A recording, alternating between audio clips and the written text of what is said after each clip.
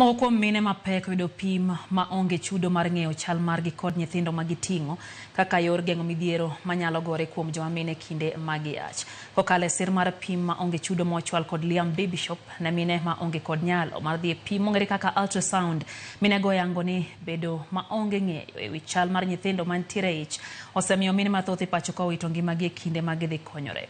Gikone okang' ma okaw kod Liam Baby Shop ma bende nomiyo gi thuolo mar yudo lep nyithindo en resruok ne mine kendo goyo jek ting' mar sirikal duoko piny thoe mag mine mayach kod nyithindo e kinde ma miyo konyore. Emi nyayudo ni samoro kata sama dhako mako ich okia kata EDD mare kwa biro kama Maliam ka otimnwa ultrasound wanyalo ng'eyo chieng' mo onego bed wakonyore. Mano one.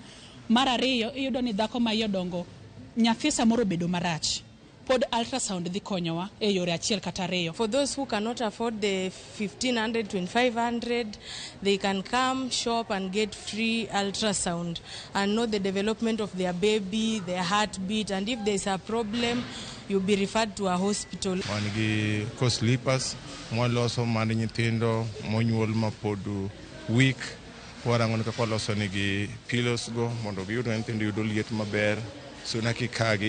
We've noticed some women cannot afford these ultrasound services, and maybe they wanted to know the gender of their kids, but through Mama Liam they came and know the gender of their kids. Some had some anomalies through the sonographer.